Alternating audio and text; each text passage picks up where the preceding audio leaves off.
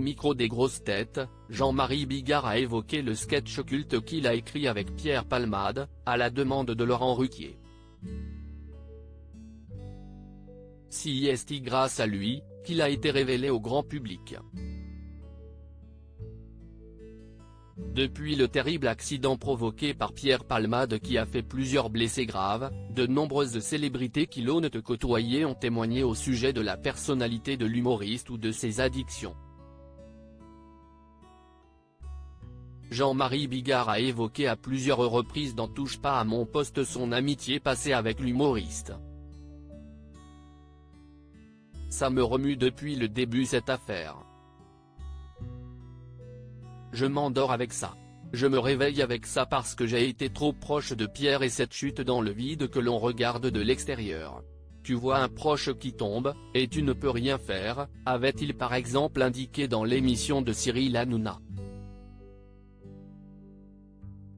C'est cette fois dans les grosses têtes de Laurent Ruquier, que le compagnon de Lola Marois a parlé avec un peu plus de légèreté, cette fois, de sa relation avec l'humoriste.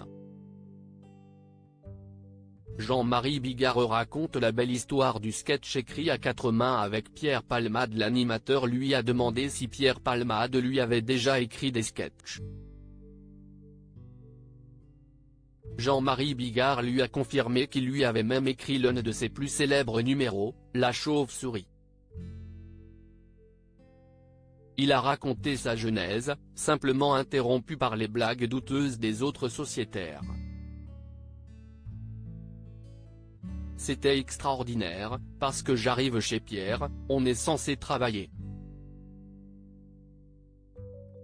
Il est sur l'ordinateur.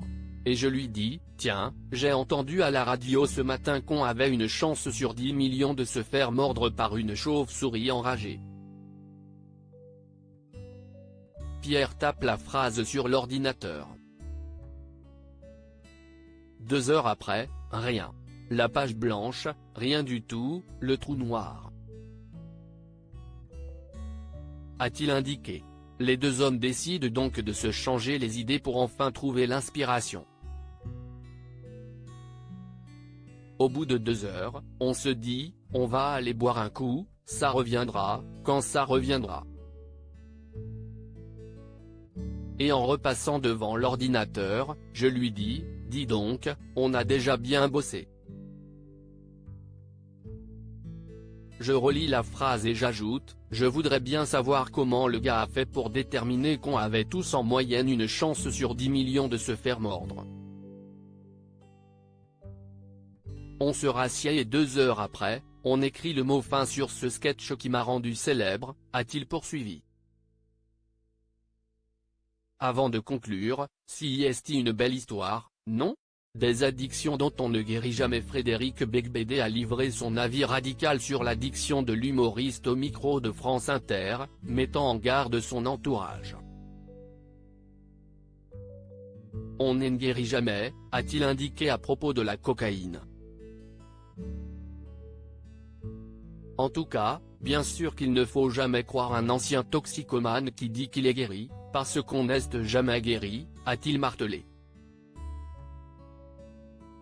À lire aussi On n'en guérit jamais, Frédéric Beigbeder évoque ses addictions et révèle qu'il pourrait être à la place de Pierre Palmade aujourd'hui.